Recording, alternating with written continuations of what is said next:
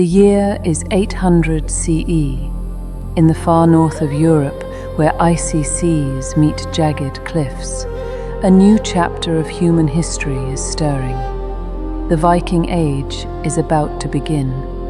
This is the story of a people whose courage, craftsmanship, and hunger for discovery would shape the medieval world. Life in Scandinavia was harsh, yet deeply ordered. Winters were long and merciless, summers brief and precious. Villages clustered along coastlines, where families survived through farming, hunting, and fishing. A typical Viking household centered around the longhouse, its walls of timber and turf sheltering both kin and livestock from the bitter cold. But these were not isolated people. The Norse were bound by community, law, and ritual. Every gathering, whether for trade or worship, was guided by the Thing, an early form of assembly that gave every freeman a voice. Their society prized independence, but also loyalty to family, to chieftain, and to the gods. Inside these small settlements, craftsmanship flourished. Blacksmiths forged tools, weapons, and ornaments with remarkable precision. Textile workers spun wool into thick, weatherproof cloth. Every skill served one purpose: survival. Yet beneath the surface of daily labor, something larger was taking shape, an urge to seek more beyond the horizon. Here begins the defining achievement of Norse civilization, the longship, built of oak planks overlapping like scales, sealed with tar and animal fat. The longship was fast, flexible, and deadly. With shallow drafts, it could navigate both open seas and narrow rivers. For the first time in Northern Europe, entire communities could move swiftly across oceans and inland waterways alike. To the Norse, the sea was both a boundary and a bridge. They looked upon the endless grey expanse, not with fear, but with determination. Their ancestors had always fished these waters, but now something had changed. The people of the fjords were becoming explorers. At first they sought trade. Amber, furs, and iron were exchanged for silver, silk, and spices from distant lands.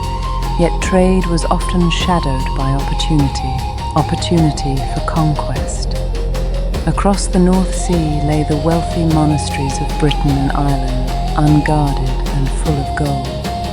In 793 CE, the monastery at Lindisfarne was attacked, an event that shocked Christendom and marked the beginning of the Viking Age in recorded history. But to the Norse, it was more than a raid. It was proof that their ships, their courage, and their gods had favored them. Their navigational skill was nothing short of extraordinary. Without compasses, they read the world around them, the color of the sky, the flight of seabirds, the pattern of ocean currents. They watched the sun's path through crystal sunstones, and they remembered every detail of coastlines and landmarks. For generations, these oral maps guided their journeys farther and farther from home. Soon their sails were seen across the British Isles, the North Atlantic, and into the river systems of continental Europe. The Norse explored the Baltic, settled in Iceland, and even reached the edge of North America, centuries before Columbus would set sail. But not all who left were raiders. Many were settlers, driven by the scarcity of arable land at home. The Viking diaspora transformed Northern Europe. In England they became farmers and rulers. In Normandy they integrated with the Franks. In the east they became the Varangians, traders and mercenaries whose roots stretched to Byzantium. These early centuries of expansion were fueled by both necessity and ambition. The Viking world was not a single kingdom, but a patchwork of chieftains and clans. Yet through the sagas and oral traditions, they shared a common identity, a people bound by sea, story, and steel. Their faith shaped their worldview. The Norse gods, Odin, Thor, Freya, were not distant beings but constant presences in their lives. Every storm, every battle, every harvest was part of a cosmic struggle between order and chaos. To die bravely was to earn a place in Valhalla, feasting forever among warriors. Yet beneath the myths lay a profound respect for nature. The forests, mountains, and seas were sacred realms, alive with spirits and meaning.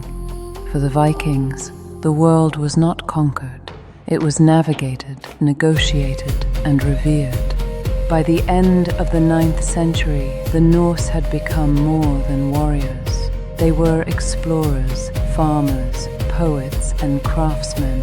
They left behind runestones, settlements, and legends that would echo through the centuries. The Viking Age had begun not as an empire but as an awakening, born from the meeting of necessity, innovation, and courage. The world beyond the fjords would never be the same again. This was life during the Viking Age, 800 CE, the dawn of seafaring and the beginning of Norse expansion.